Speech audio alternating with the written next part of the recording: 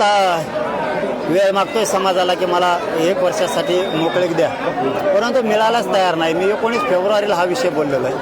आजपर्यंत रोजच कार्यक्रम आहेत, त्याला खंडच पडत नाही आहे. म्हणजे समाजाचं माझं खूप प्रेम आहे आणि माझ्यावरती पण समाजाचं नाही आहे. त्यामुळं हे नातं इतकं अतूट झालं आहे. समाजाला कळतं आहे कोण काम करणार आहे, कोण आपल्यासाठी काम करतो, कोण आपल्या लेकरा बाळासाठी झटतोय आणि कोण समाजाचं काम करणाऱ्यावर टीका करतंय आणि का कोणाची सुपारी घेऊन करतंय हे समाजाला चांगलं कळतंय. त्यामुळे समाज बाजूलाच जाऊ देत नाही आहे मला 1 दिवसासाठी सुद्धा. मी प्रामाणिक सांगतो की मला संघटन नाही उभा करायचं, त्यांच्यासाठी यंत्रणा उभी करून द्यायची आहे. अडीअडचणी त्यांच्या लेकरा बाळाला कुठं आल्या, त्यांना आल्या. आयुष्य खूप मोठं आहे आणि याच्यात त्रास खूप आहे. दुनिया खूप आता बेकार निघाली.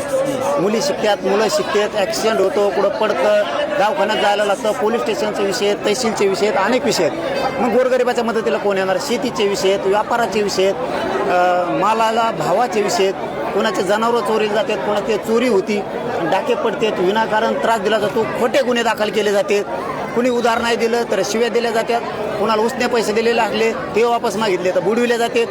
कुणी शिक्षक असेल त्याला हप्ता मागितला जातो, कुणी पोलीस असेल आमचा, कुणी आमचा तहसीलदार असेल, कुणी तलाठी असेल, कुणी व्यावसायिक असेल, कुणी व्यापारी असेल, कुणी आमच्या राजकारणातले सगळ्या पक्षातले मराठी असून दाबदडप केली जाते, खंडण्या मागितल्या जातात.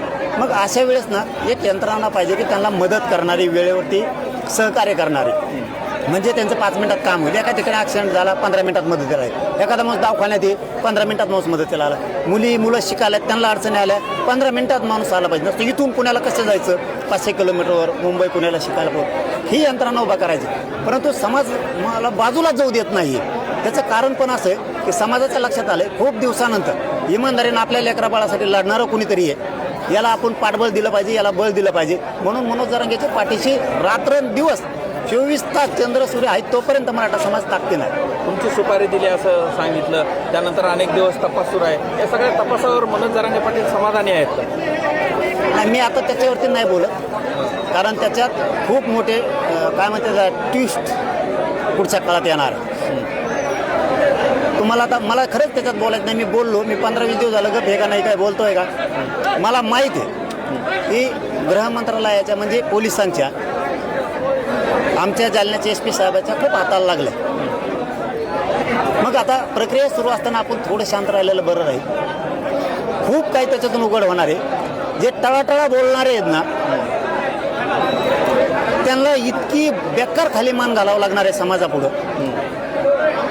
आज समाज नाही ते आरोप त्यांचे ऐकून घेतो. एक दिवस इतका मोठा भांडाफोड होणार आहे तो, त्यामुळं ती तपास डबल होणार आहे. त्याच्यात आणखीन यंत्रणा बऱ्याचशा कामाला लागणार आहे, पण थोडा आता वेळ थांबावं लागणार आहे न्यायासाठी. काय म्हणतात ना, खोटं गावभर हिंडून येतं पण सत्याला वेळ लागतो. तसं आम्ही सत्यानं लढतोय. सत्यानंच माझ्यावरती सत्य चाललो, म्हणूनच समाजासाठी लढलो, म्हणूनच इतके षड्यंत्र रचले गेले, इतके बदनामीचे डाव टाकले गेलेत. तेच समाज आता पुन्हा बघणार आहे की आपलं पोरगं इतकं चांगलं काम करतंय, तर याच्या पाठीमागं किती मोठं षड्यंत्र यांनी लावलंय. खूप मोठा भांडाफोड थोड्या दिवसात होणार, कारण हे खोटं ताबडतोब गावात मिरून यायला लागले. ती जुनी म्हणच आहे, खोटं गावाभर हिंडून येतं पण खऱ्याला वेळ लागतो. तसं आमचं जे सत्य आहे हे समाजाला काही दिवसांनी कळणार आहे की खूप काही या लोकांनी जरांगे पाटलाविषयी खोटे आरोप केलेत आणि त्यामुळे त्या खोट्या आरोपाचं मी उत्तर कुठंच देत नाही. एक ना एक दिवस उघडं पडणार.